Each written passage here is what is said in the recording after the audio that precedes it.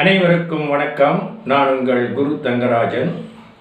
AJS அப்பா ஜோதிட சூத்திரம், ஏஜேஎஸ் ஆத்மா ஜீவா சரிதா முறையில் திருமண பொருத்தம் பார்க்க 64 விதிகள். இந்த விதிகளை கொண்டு திருமண பொருத்தம் பார்க்கறது ஏன் 64 விதிகளை கொண்டு இந்த திருமண பொருத்தத்தை பார்க்கணும் அப்படின்னு சொல்லி சொன்னால், திருமண பொருத்தம் என்பது இந்த ஜோதிடத்திலேயே தனித்துவமான ஒரு பிரிவு.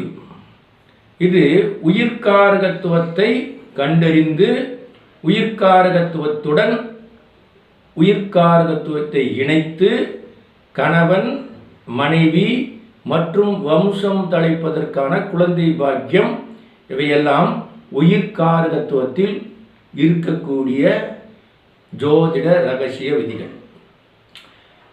பொருள்காரகத்துவம் ஜோதிடத்தினுடைய இன்னொரு பகுதி. இந்த இரண்டு பகுதியும் தனித்தனியாக பிரிக்க தெரியாமல், பிரிக்க முடியாமல் பலரும் ஏமாந்து குழம்பி போயிருக்கக்கூடிய இந்த கால தருணத்திலே இறைவனால் கொடுக்கப்பட்டுள்ள மூலநூல் ஆசிரியர்களுடைய அனுக்கிரகத்தால் கிடைக்கப்பெற்ற நமக்கு பெரிய வரமாகும் அற்புதமான ஜோதிட ரகசிய விதிகள். இந்த விதிகளை கொண்டு நாம் பொருத்தம் பார்த்தால் ஒருவருக்கு திருமணம் ஏன் நடக்கவில்லை என்பதை நமது முகத்தை கண்ணாடியில் பார்த்தால் நமக்கு எப்படி தெளிவாக நமது முகம் தெரிகிறதோ அதை போலவே இந்த 64 விதிகளை பயன்படுத்தி நாம் அதற்கு பலன் பார்த்தால் ஏன் திருமணம் ஆகவில்லை என்பது கண்ணாடியில் முகம் பார்த்தது போலவே நமக்கு கண்முன்னாலே தெரிய வரும். அப்படிப்பட்ட ஒரு அற்புதமான ஜோதிட விதிதான் அப்பா ஜோதிட சூத்திரமாகும். 944 28 94 699 என்ற இந்த வாட்ஸ்அப் நம்பரிலே உலகத்தினுடைய எந்த பகுதியில் நீங்கள் இருந்தாலும் ஆன்லைன் வகுப்பின் மூலமாக நீங்கள் இதை தெரிந்து கொள்ள முடியும். காலையிலும் மாலையிலும் இரவிலும் ஆகிய 3 நிலைகளில் ஆன்லைன் வகுப்பு தொடர்ந்து நடைபெற்று வருகிறது. இந்த வகுப்பில் கலந்து கொண்டு திருமண பொருத்தம் பார்க்க நீங்கள் தெரிந்து கொண்டால் நிச்சயமாக ஒருவருடைய வாழ்க்கையில் நீங்கள் விளக்கேற்றி வைக்க முடியும். எப்படிப்பட்ட சாபம் உடைய ஜாதகமாக இருந்தாலும் தோஷமுடைய ஜாதகமாக இருந்தாலும் அவருக்கும் நிவாரணத்தை நிச்சயமாக கொடுக்க முடியும். அப்படிப்பட்ட ஜோதிட விதிகளை கொண்டது அப்பா ஜோதிட சூத்திரம். அதே சமயத்தில் இந்த பொருத்தம் பார்க்கக்கூடியதில் 10 பொருத்தம் பார்க்கக்கூடிய விஷயத்தில் முதல்ல நமக்கு கிடைக்கக்கூடியது தினப்பொருத்தம் அப்படின்னு சொல்லுவோம். அந்த தினப்பொருத்தத்திலிருந்தே நாம் இவற்றை தொடங்கலாம். அந்த வகையில் இவருடைய ஜென்ம நட்சத்திரம் பார்த்திங்கன்னா ஆயில்யம் நட்சத்திரத்தில் பிறந்தவர். கடகராசியில் சந்திரன் இருக்கிறார். எனவே ஆயில்யம் மகம் பூரம் 3வது நட்சத்திரமாகிய பூரம் நட்சத்திரத்திலே செவ்வாய் அமர்ந்திருக்கிறார். எனவே விபத்து தாரையிலே செவ்வாய் இந்த ஜாதகத்தில் அமர்ந்திருப்பதால் இந்த ஜாதகத்தில் அதாவது தினப்பொருத்தத்திலே 3வது தாரையில் ஒரு கிரகம் இருப்பதால் தினப்பொருத்தத்திலே 3வது தாரையை சேர்க்கக்கூடாது என்ற தோஷம் இந்த ஜாதகத்திலே காணப்படுகிறது. எனவே செவ்வாயினுடைய நட்சத்திரத்திலே பிறந்தவர் மிருகசீரிஷம் சித்திரை அவிட்டம் நட்சத்திரத்தில் பிறந்தவரை இவர் திருமணம் செய்து கொண்டால் நிச்சயமாக அந்த மனைவி இவருடன் சேர்ந்து பயணிக்கும் பொழுது விபத்திலே மாட்டிக்கொள்வார்கள் என்ற விதியின் கீழ் அதை நாம் சேர்க்கக்கூடாது. அதே சமயத்தில் 5வது நட்சத்திரம் என்று சொல்லக்கூடிய ஆயில்யம் மகம் பூரம் உத்திரம் அஸ்தம் சித்திரை சுவாதி அந்த மாதிரி கிரகங்கள் இதில் எதுவுமே இல்லை. அதனால் இப்போ 5வது நட்சத்திர தோஷமோ 7வது நட்சத்திர தோஷமோ இது இல்லை. அதற்கு அடுத்ததாக 22வது நட்சத்திர தோஷமும் இதில் இல்லை. வேரை நட்சத்திரம் என்று சொல்லக்கூடிய தோஷமும் இதில் இல்லை. 22ஆம் திரேக்கான தோஷமும் இதில் இல்லை.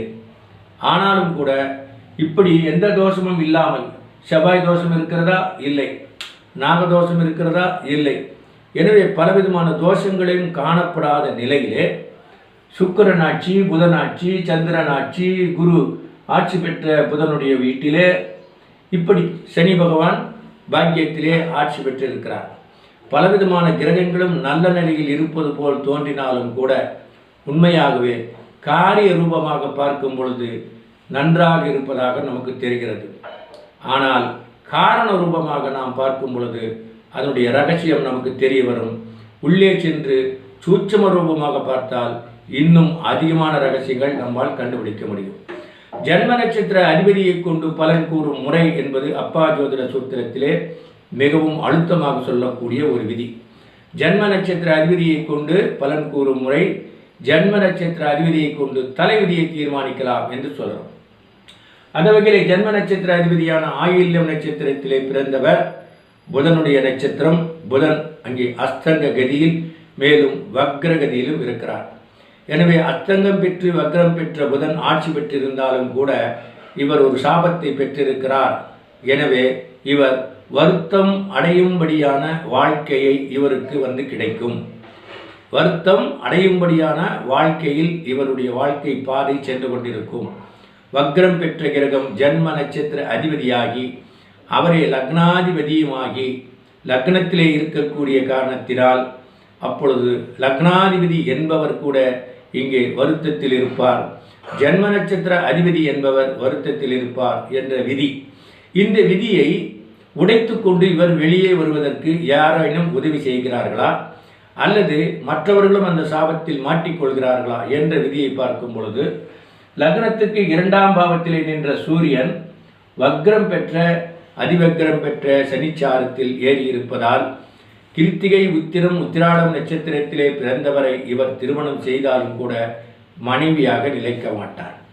அதற்கடுத்ததாக சந்திரன் இருக்கிறார். சந்திரன் ஆயில்யம் நட்சத்திரத்திலே புதன் சாரத்தில் இருக்கிறார். அவரும் வக்ரம் அஸ்தங்கமாகி வக்ரத்தில் இருப்பதால் சந்திரனை புதன் மறுத்து விடுகிறார்.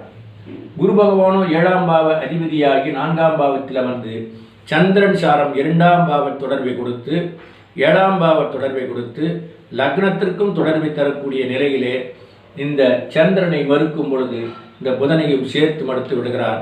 திருமணத்தடை இருந்து கொண்டே இருக்கிறது. அதற்கடுத்ததாக சனி பகவான் வக்ரகதியில் இருக்கிறார். வக்ரகதியில் இருக்கக்கூடிய சனி பகவான் செவ்வாய் சாரத்திலே ஏறினார். செவ்வாய் பகவானோ சுக்கிரன் சாரத்திலே 12ஆம் இடத்திற்கு தொடர்பை தருகிறார். எனவே சனி பகவான் லக்னம் 2 7ஆம் பாவ தொடர்பை எந்த விதத்திலும் தரவில்லை. எனவே அவர் மனைவியாக வர முடியாது. கேது பகவான் நீச்சம் பெற்று சுக்கிரனுடன் கூடி சுக்கிரனும் கேதுவும் ஒரே நட்சத்திரத்தில் இருக்காங்க. இவரும் சந்திரனுடைய நட்சத்திரம், சுக்கிரனும் சந்திரனுடைய நட்சத்திரம். எனவே இந்த 2 கிரகமும் சந்திரன் சாரமேறி சந்திரன் புதனை தொடுவதால் சுக்கிரனையும் கேதுவையும் கூட இந்த புதன் மறுத்து விடுகிறார். ஜன்ம நட்சத்திர அதிபதியானவர் யாரையும் உள்வாங்கிக் கொள்ளாமல் எல்லோரையும் மறுக்கிறார், வெறுக்கிறார், உதாசீனப்படுத்துகிறார், அலட்சியப்படுத்துகிறார் என்ற விதிதான் இந்த ஜாதகத்திலே திருமண தடைக்கான மூல காரணம். காரிய ரூபமாக நாம் பார்க்கும் பொழுது நமக்கு கண்ணுக்கு தெரிவது ஆட்சி கிரகங்கள் என்று சொல்கிறது. அதே சமயத்திலே காரண ரூபமாக பார்க்கும் பொழுது அதற்கு காரணமாக இருக்கக்கூடிய சந்திரன் புதன் சாரத்தில் ஏறினாலும் புதனையே புதன் ஏற்றுக்கொள்ள மறுக்கிறார், சந்திரனை ஏற்றுக்கொள்ள மறுக்கிறார். எனவே தாயாரானவர் இவருக்கு திருமணம் செய்து வைக்க முடியாதவராக இருக்கிறார். குருவும் சந்திரன் சாரமேறி புதன் சாரமேறினார். எனவே இவருக்கு நல்வழி காட்டுவதற்கான குரு கிடைக்காமல் இவர் தவிக்கிறார். சூரியன் தந்தைக்காரகனாகிய வக்ரம் பெற்ற சனிச்சாரம் ஏறியதால் தந்தையாலும் திருமணம் செய்து வைக்க முடியாமல் தவிர்க்கப்படுகிறார். பாட்டன் பாட்டி என்று சொல்லக்கூடிய ராகு வக்ரம் பெற்ற சனிச்சாரத்தில் இருப்பதால் பாட்டனுடைய சாபத்தை பெற்றிருக்கிறார். கேது சந்திரன் சாரம் ஏறி புதன் சாரம் ஏறி இருப்பதால் பாட்டியின் சாபத்தையும் பெற்றிருக்கிறார். சுக்கிரனாகிய சந்திரன் புதன் சாரம் ஏறி இருப்பதால் அதாவது இவருடைய அக்கா தங்கை வர்க்கமோ அத்தை வர்க்கமோ கூட இவருக்கு உதவி செய்ய முடியாத நிலையில் இருக்கிறார். எந்த கிரகத்தினுடைய அனுகிரகத்தையும் இவர் பெறவில்லை, எந்த உறவுகளுடைய அனுகிரகத்தையும் இவரால் பெற முடியவில்லை என்றதுதான் சூட்சுமமாக இந்த புதன் அப்படி நமக்கு சூட்சும ரூபத்திலே நின்று காரணத்தை காட்டி அது காரியத்திலே தடை செய்து கொண்டே இருக்கிறது. இதற்கெல்லாம் மூல காரணம் ஜன்ம நட்சத்திர அதிபதியான புதன் வக்ரம் பெற்றதாகும்.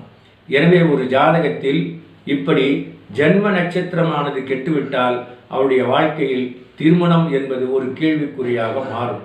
இப்படிப்பட்ட ஜாதகருக்கு நாம் ஏதேனும் பரிகாரம் சொல்லலாமா என்று கேட்டால், குரு பகவானுடைய அனுக்கிரகம் கேதுவுக்கு கிடைக்கிறது. ஆனால் அந்த கேதுவை இவர் ஏற்றுக்கொள்ள மறுக்கிறார் என்ற நிலை இருக்கும் பொழுது, இந்த குரு பகவான் கேதுவை பார்ப்பதால் சாது மற்றும் சந்நியாசி மற்றும் பற்றற்ற கதியில் இருக்கக்கூடியவர்கள், வீட்டை விட்டு வெளியேறியவர்கள், லக்னத்திற்கு 12 இருக்கக்கூடிய வீட்டை விட்டு வெளியேறி பந்தவாசங்களை அறுத்து எதுவும் வேண்டாம் என்று இருக்கக்கூடிய நிலையில் இருக்கக்கூடிய சுத்த மனதை உடையவர்கள், சந்திரன் சாரம் ஏறியதால் அது அந்த சந்திரன் வளர்பிறை சந்திரன் மற்றும் அது ஆட்சி பெற்ற சந்திரன் சாரத்திலே ஏறி இருப்பதால் சுத்த மனதை உடையவர்கள் என்று சொல்லக்கூடிய திருவண்ணாமலை போன்ற ஸ்தலங்களிலே இருக்கக்கூடிய சாது மற்றும் சந்நியாசி மற்றும் யோகிகள், ஞானிகள், சித்தர்கள், இப்படிப்பட்ட உத்தம சீலர்களை சென்று இவர் சரணடைந்தால் அப்பொழுது அவர்கள் மூலமாக இவருக்கு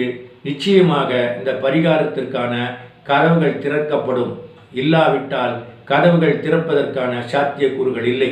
எனவே திருமண பொருத்த திறவுகோலாக இருப்பதால் திருமண பொருத்தத்திற்கு இவர் திருமணம் செய்வதற்கு பூட்டப்பட்ட கதவுகள் எல்லாம், எல்லா கதவுகளும் பூட்டப்பட்டிருக்கிறது, எல்லா கிரகங்களுடைய கதவுகளும் பூட்டப்பட்டிருக்கிறது. எனவே அதற்கு ஒரு சாவியாக குரு பகவான் கேதுவை பார்ப்பதால், கேது என்று சொல்லக்கூடியவர் தான் பற்றற்ற பரதேசியாக இருக்கிறார். அவரின் மூலமாக இந்த ஜாதகத்திற்கு ஒரு தீர்வு கிடைக்கும் என்ற விதி இதிலே சூட்சும ரூபமாகவும் இருப்பதால் அப்படிப்பட்ட இடங்களுக்கு, ஸ்தலங்களுக்கு சென்று அவர்களுடைய திருவடிகளிலே சஷ்டாங்கமாக இவர் சரணாகதி அடைந்து எனக்கு ஒரு குடும்பம் அமைய எனக்கு வழி சொல்லுங்கள் என்று அவருடன் கேட்பதோடு மட்டுமல்லாமல் அந்த சாதுகளுக்கோ, சந்நியாசிகளுக்கோ, யோகிகளுக்கோ, ஞானிகளுக்கோ, சித்தர்களுக்கோ நிச்சயமாக உணவை வாங்கி கொடுத்து அவர்களுக்கு உண்டான உணவு, ஒருவேளை உணவாவது, ஒரு கவளம் உணவாவது அல்லது ஒரு பழமாவது ஏதேனும் அவருக்கு காணிக்கையாக செலுத்தி அதன் பிறகு அவரிடத்திலே இவர் ஆசியை பெற்றாரானால் பூட்டப்பட்ட கதவுகளிலே முதல் கதவு திறந்துவிடும். அதன் பிறகு படிப்படியாக எல்லா 7 கதவுகளும் திறந்து திருமண வாழ்க்கைக்கான மற்ற சமச்சரங்கள் எல்லாம் அவருக்கு கூடி வரும் என்பதை அப்பாஜோதிட சூத்திரம் இந்த ஜாதகத்திற்கு முதல் பரிகாரமாக கூறுகிறது. இந்த பரிகாரத்தை அவர் செய்த பிறகு அதன் பிறகு 2ஆம் நிலை பரிகாரம், 3ஆம் நிலை பரிகாரம் என பல பரிகாரங்கள் இருக்கின்றன. அந்த பரிகாரங்கள் எல்லாம் சாது சந்நியாசியினுடைய அனுகிரகத்தை பெற்ற பிறகே மற்ற பூட்டுகள் திறக்கப்படும் என்ற விதிதான் இந்த ஜாதகத்திலே இருப்பதால் இந்த விதியை அவருக்கு கூறப்பட்டது. நீங்களும் உங்களுடைய ஜாதகத்திலே எப்படிப்பட்ட சாபம் இருக்கிறது, தோஷம் இருக்கிறது, அதனால் திருமண தடை இருக்கிறது, குழந்தை பாக்கியம் இல்லை, வீடு கட்ட முடியவில்லை, கல்வியிலே தடை, வெளிநாடு செல்ல தடை போன்ற இன்னும் அநேகமான கேள்விகளுக்கு தெளிவான, மிகவும் தெளிவான, உண்மையான, நேர்மையான ஜோதிட விதிகளோடு கூடிய பதில்களை நீங்கள் தெரிந்து கொள்ள அப்பாஜோதிட சூத்திரத்தை தொடர்பு கொள்ளலாம். உங்களுடைய வாழ்க்கை சீரும் சிறப்புமாக கணவன் மனைவி பிரியாமல் வம்சம் தழைக்கக்கூடிய குழந்தை பாக்கியத்தோடு நீங்கள் பொருத்தம் பார்த்து உங்களுடைய வாழ்வை மேலேற்றி கொள்ள, உத்தமப்படுத்தி கொள்ள உங்களுக்கு உதவிகரமாக இருக்கும். மீண்டும் சந்திப்போம். நன்றி, வணக்கம்.